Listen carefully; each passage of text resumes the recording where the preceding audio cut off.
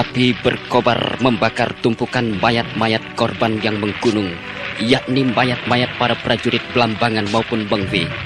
Jenazah Umbul Songo dan Haryo Dento disatukan dengan jenazah Andita, kemudian dibakar di sebuah tempat yang terpisah. Di beberapa tempat yang lain dilakukan pembakaran mayat-mayat anak kecil, orang perempuan maupun orang-orang jompo yang ikut tewas selama pertempuran berlangsung. Sementara itu, Ayu Chandra berdiri memandang kobaran api sambil meneteskan air mata kesedihan yang tidak terperi. Di sebelah kiri Ayu Chandra, namun agak ke belakang sedikit, berdiri Surendra yang kendati ia seorang prajurit gagah berbadan gempal, ternyata tak kuasa menahan jatuhnya air mata. Selamat jalan, Tuan Umbul Songo, Tuan Haryo Dento, Tuan Andita. Terima kasih. Terima kasih saya. Dan terima kasih seluruh warga Blambangan. Kami sampaikan kepada tuan-tuan. Semoga mengiringi perjalanan tuan-tuan menghadap Yang Maha Suci. Tak lupa, kami mohon maaf atas segala kesalahan kami. Dan semoga tuan-tuan menikmati ketentraman istirahat abadi di sisi Yang Maha Suci. Juga kepada seluruh prajurit-prajuritku yang telah rela berkorban, kuucapkan terima kasih. Pergilah dengan tenang, dan semoga kau nikmati kebahagiaan kekal.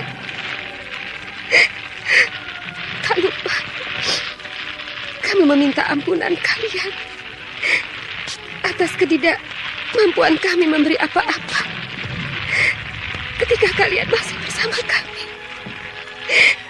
Karena Blambangan tidak punya apa-apa. Kaulaku, selamat jalan. Semoga terima kasihku atas pengabdian kalian kepada nusa, bangsa, dan raja membuatmu tentram di alam kekal. Selamat jalan. Selamat jalan.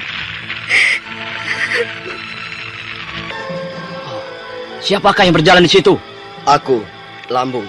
Oh, kau Lambung? Iya. Oh, kau Balang kan? Oh, iya. Yang menembak lenganmu dulu. Oh, kau masih ingat? Tentu saja aku masih ingat. Karena aku yang bersalah. Sudahlah. Ketika itu kan kau sedang menjalankan tugasmu sebagai prajurit. Andaikan aku yang menjadi kamu, aku pun akan berbuat seperti kamu. Ya. Manusia hidup di dunia ini serba diliputi keanekaragaman. Kita harus pandai memisah-misahkan satu dengan yang lainnya. Sehingga permasalahan menjadi jelas dan keresahan pun terhindar. Ya, kau benar, Balang. Apakah Gusti Ratu ada, Balang? Ya, tentu saja ada. Tetapi rupa-rupanya beliau masih meratapi peristiwa yang baru saja terjadi.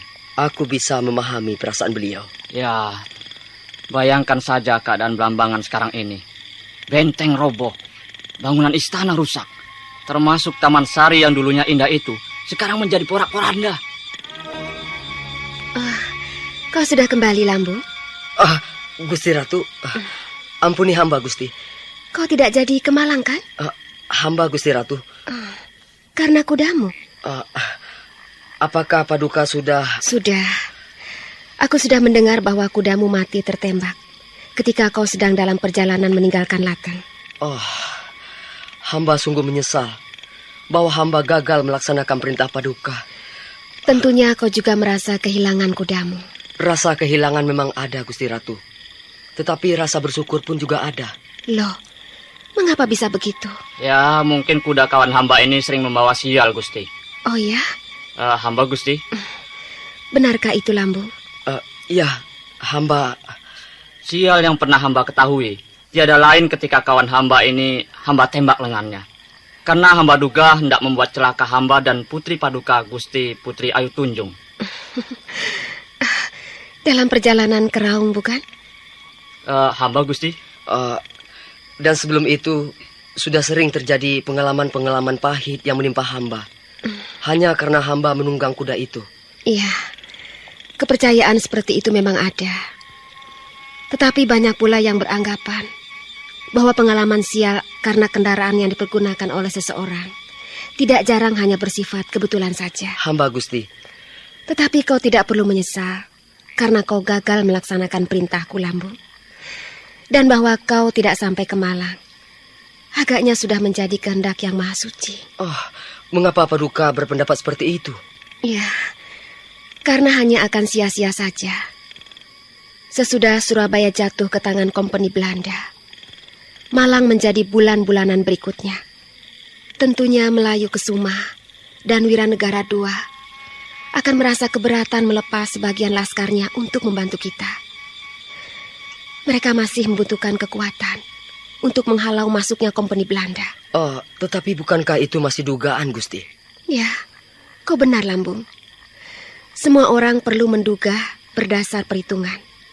Nah, jika dia ingin terhindar dari bahaya, bukan? Pendapatku ini pun hanya dugaan, bahwa ada kemungkinan kita tidak akan memperoleh bantuan. Lalu, adakah perintah Paduka yang lain yang harus hamba laksanakan? Tidak ada. Kau sebaiknya istirahat saja. Selamat malam.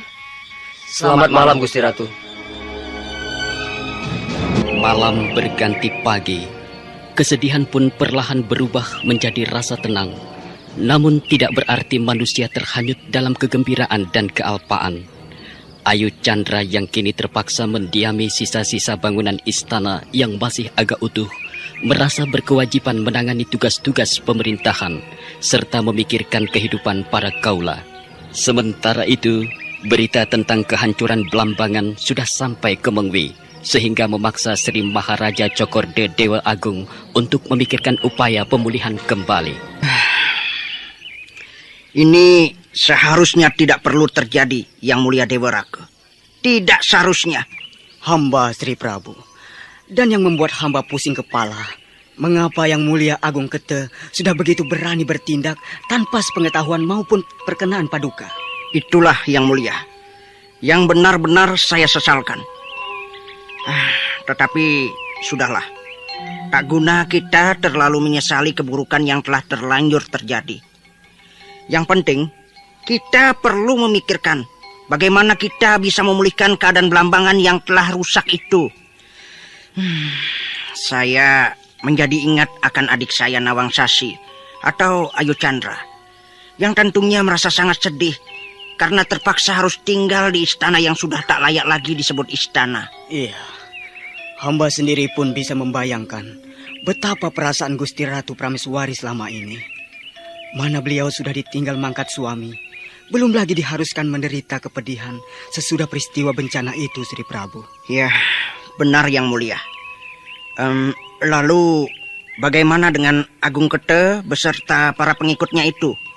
Apakah sudah digiring kembali ke Mengwi, Yang Mulia? Sudah, Sri Prabu. Tinggal menunggu pengadilan. Syukurlah, Yang Mulia Patih. Agung Kete harus dipecat dan dijatuhi hukuman mati. Demikian pula seluruh pengikutnya yang telah ambil bagian dalam peristiwa lumatnya Blambangan. Hamba Sri Prabu. Apakah Wong Agung Wilis sudah mendengar, Yang Mulia? Sudah. Dan beliau hanya bisa meneteskan air mata ketika hamba menyampaikan berita buruk ini. Kasihan Yang Mulia. Kasihan sekali. Tapi sudahlah. Lalu, apakah rencana Paduka tentang upaya kita untuk memulihkan Blambangan, Sri Prabu? Ya, sesuai dengan permintaan adik saya, kita perlu membangun kembali bangunan istana dan taman sari, sehingga menjadi pulih seperti sebelumnya. Bahkan jika perlu, kita bangun istana Blambangan menjadi jauh lebih megah, lebih baik, dan lebih indah daripada sebelumnya. Tentu Yang Mulia. Saya pun berpendapat demikian. Tetapi yang lebih penting lagi, kita perlu mengirimkan beberapa orang satria untuk membantu adik saya dalam menjalankan roda pemerintahan. Saya tidak sampai hati membiarkan Chandra bekerja sendiri siang malam. Itu pun hampir saja hamba usulkan kepada Paduka. Kalau begitu, Siapakah kira-kira yang bisa diandalkan Yang Mulia? Iya, hamba mempunyai usul.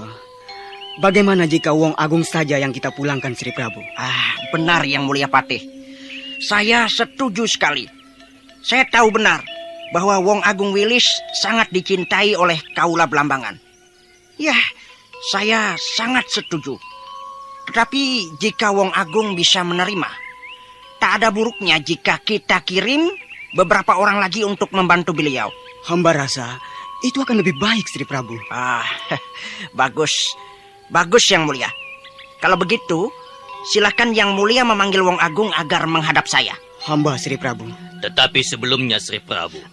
Bagaimana, Bapak Resigolah? Ampuni hamba atas kelancangan hamba berani menyela pembicaraan Paduka dengan Yang Mulia Dewa Rake. Tidak apa-apa, Bapak.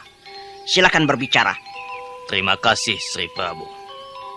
Sri Prabu, sesungguhnya sudah sejak hamba pertama kali mendengar peristiwa lumatnya Blambangan, hamba berniat untuk menghadap Paduka. Tiada lain hanya untuk mengaturkan rasa penyesalan hamba. Kenapa Bapak merasa bersalah? Tidakkah hanya karena kata-kata hamba, maka Agung Kete memimpin anak buahnya untuk menghukum orang-orang Blambangan. Agung Kete marah kepada orang Blambangan karena mereka dianggap ikut menjadi penyebab berjangkitnya wabah penyakit baru-baru ini. Ya. Saya tahu yang Bapak Resi maksudkan. Itu karena mereka adalah kaula Mangkuningrat yang ikut bertanggung jawab atas keburukan minta bantuan kepada kompeni Belanda. Seandainya hamba tahu sebelumnya bahwa atas dasar alasan itu Agung Kete menghukum orang Blambangan, hamba pasti sudah mencegahnya agar tidak bertindak gegabah. Tetapi sayang, hamba mendengar alasannya itu setelah bencana terjadi. Tapi sudahlah Bapak. Bagaimanapun Bapak tidak bersalah. Terima kasih Sri Prabu, terima kasih. Tetapi hamba masih bermaksud mengaturkan sebuah pendapat, Sri Prabu. Silakan. Hamba berpendapat, bila Wong Agung yang Paduka serahi tugas membangun kembali Blambangan, serta memegang kembali kendali pemerintahan, akibatnya akan tidak menyenangkan. Apa dasar pendapat Bapak Resi itu? Sri Prabu, hamba percaya bahwa Wong Agung memang orang yang pandai dan memiliki kemampuan hebat untuk menjalankan roda pemerintahan. Tetapi satu yang menodai kelebihannya itu, Sri Prabu. Wong Agung terlalu keras dan kaku dalam hal memutuskan masalah, di samping terlalu berani. Tentunya, Paduka tidak setuju dengan tindakan Wong Agung menghukum mati Brahmana seperti Resi Wena. Belum lagi nasib puluhan satria dan saudagar yang kehilangan kepala karena tindak kekerasan Wong Agung. Bagaimana, Yang Mulia Dewa Rake? Sri Prabu, alangkah baiknya Paduka mempertimbangkan dulu pendapat Bapak Resi ini. Hamba percaya bahwa bila Paduka memutuskan sekarang sebelum bertimbang, hamba khawatir kita semua akan menyesal. Baiklah. Bapak Resi, Hamba Sri Prabu. akan saya pertimbangkan dulu pendapat Bapak. Oleh karena itu, saya belum bisa menerima, atau sebaliknya tidak menerima pendapat Bapak. Semua kebijakan adalah di atas dan karsa Paduka, Sri Prabu. Kalau begitu, pertemuan ini bisa segera dibubarkan saja, Yang Mulia Patih. Hamba Sri Prabu. Atas perkenaan Sri Prabu, mari kita bubar para Yang Mulia.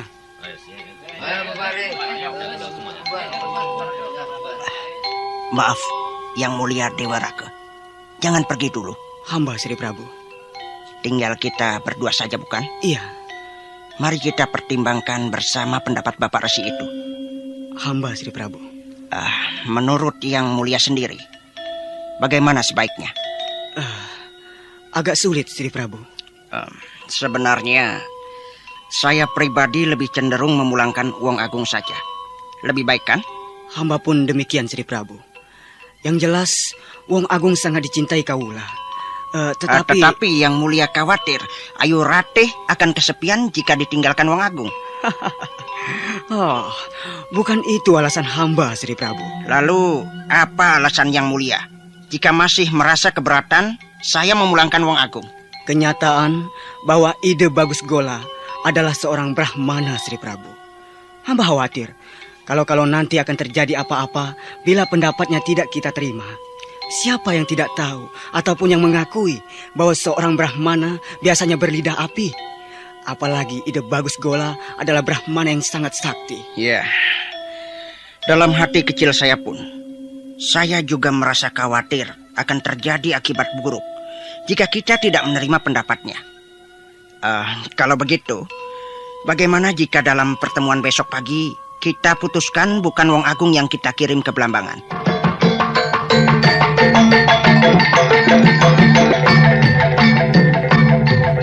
Meskipun dengan hati setengah keberatan, Sri Prabu Dewa Agung dan Patih Dewa Raga telah sepakat untuk tidak memulangkan Wong Agung Wilis. Nah, saudara pendengar, siapakah yang akhirnya ditugaskan membantu Ayu Chandra? Silakan mengikuti kisah ini dalam seri berikutnya. Sampai jumpa.